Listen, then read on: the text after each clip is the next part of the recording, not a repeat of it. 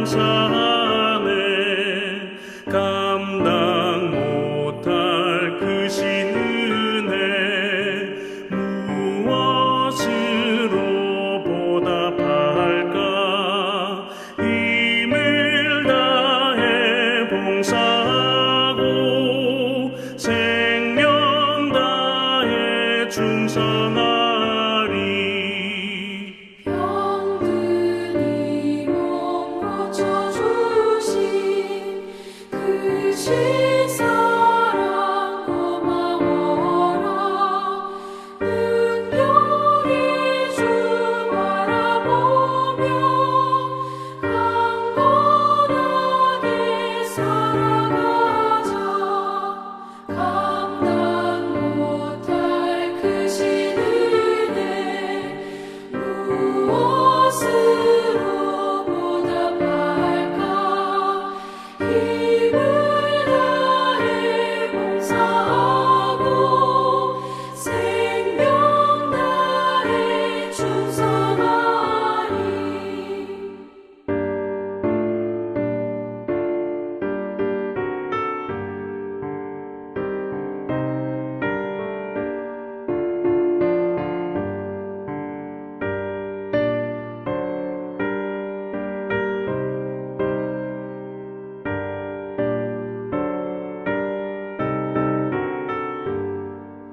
이 몸 불러 맡겨주신 귀한 사명 고마워라.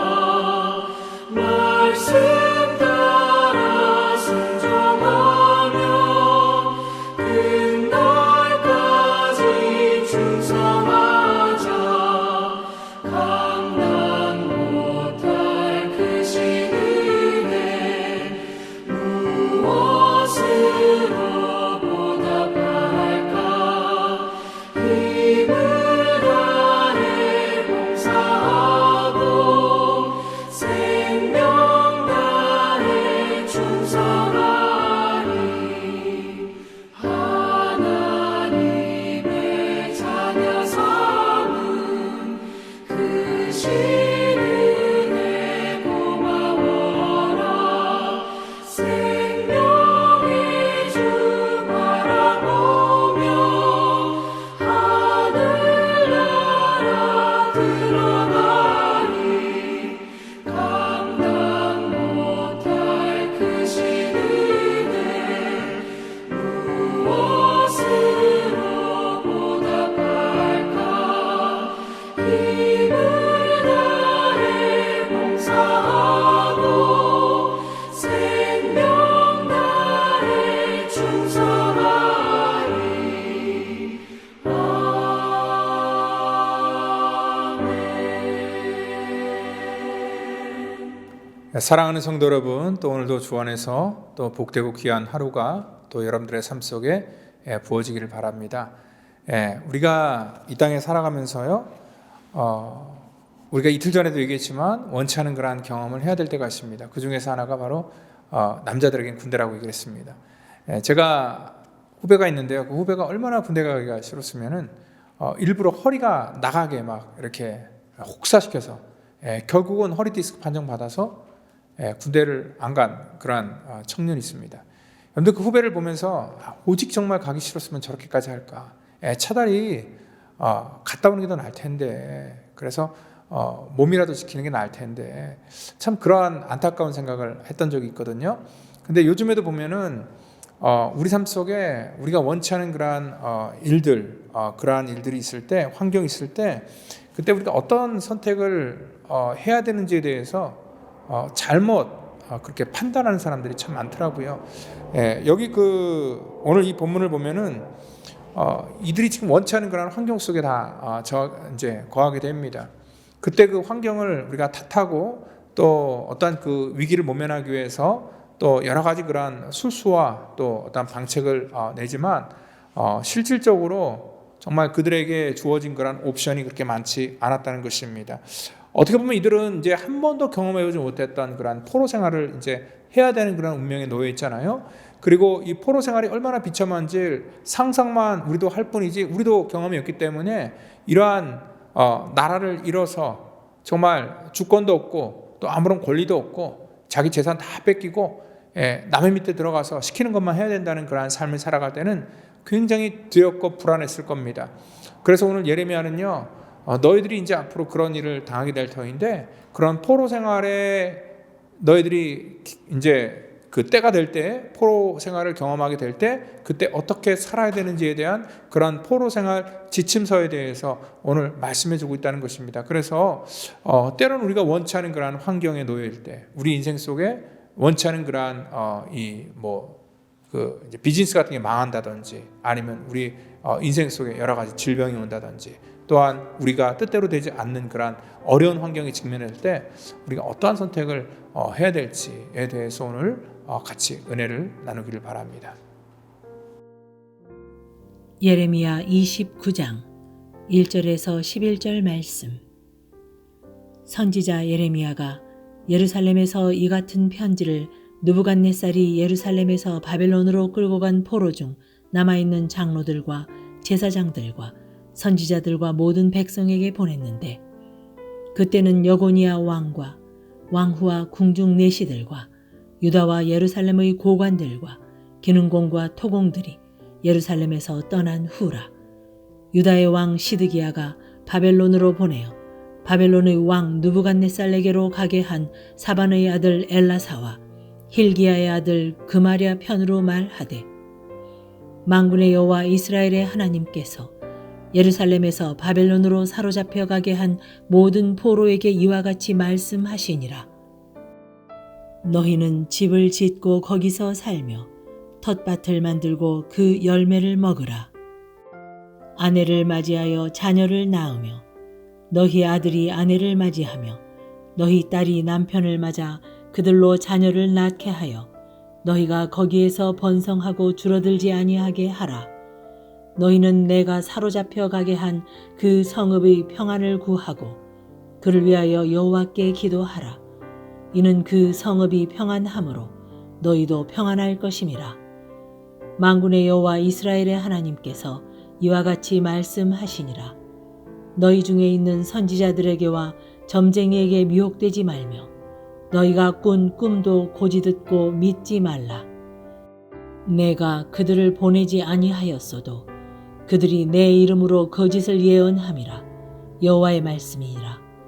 여호와께서 이와 같이 말씀하시니라. 바벨론에서 70년이 차면 내가 너희를 돌보고 나의 선한 말을 너희에게 성취하여 너희를 이곳으로 돌아오게 하리라. 여호와의 말씀이니라. 너희를 향한 나의 생각을 내가 아나니 평안이요 재앙이 아니니라. 너희에게 미래와 희망을 주는 것이니라. 아멘. 네, 오늘 우리가 망했을 때 우리가 어떠한 선택을 해야 될까라는 그런 제목을 가지고 말씀을 나누기를 원하는데, 특별히 이 바벨론 느부갓네살에 의해서 유다 백성들이 망하게 됩니다. 이제 그들에게는 아무런 소망이 없는 그러한 삶을 살게 됩니다. 그 당시에 많은 귀족, 또 그들의 자녀들, 또 기술자들 전부 다 바벨론으로 끌려갔습니다. 그들의 삶 속에는 이제 놀라운 그러한 변화가 시작될 겁니다.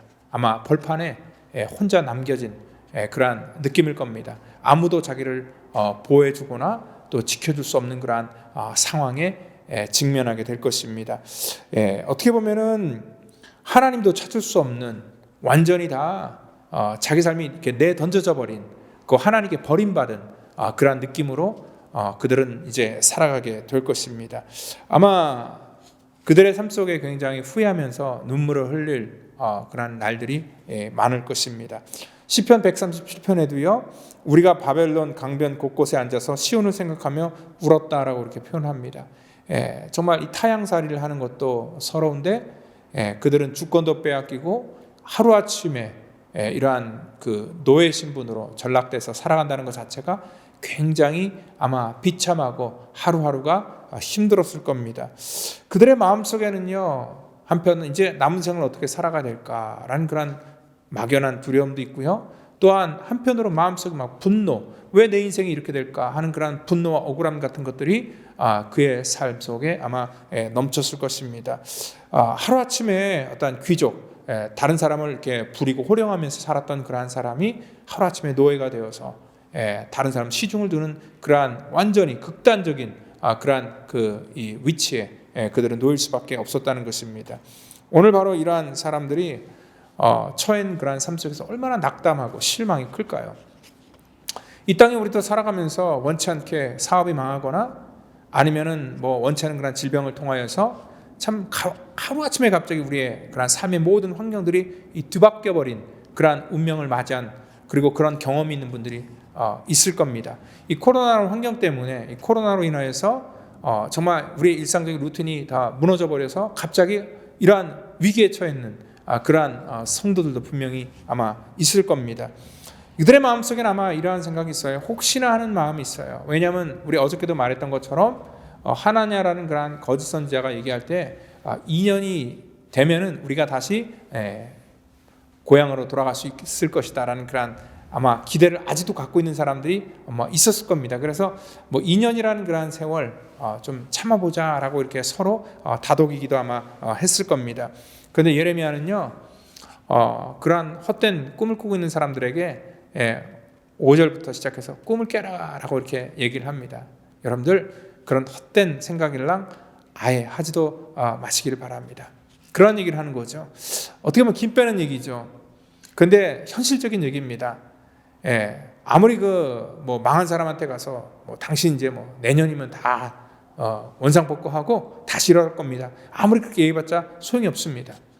여러분들 여기 이러한 망한 그러한 상태 속에서 예레미야가 그들에게 어떠한 그 위로보다는 거기서 할 수 있는 그러한 그 액션에 대해서 이렇게 지침을 주고 있는데 5절 6절에 보니까 너희는 그 땅에 포로로 잡혀간 그 바벨론 땅에서 집을 짓고 거기 살며 텃밭을 만들고 그 열매를 먹으라.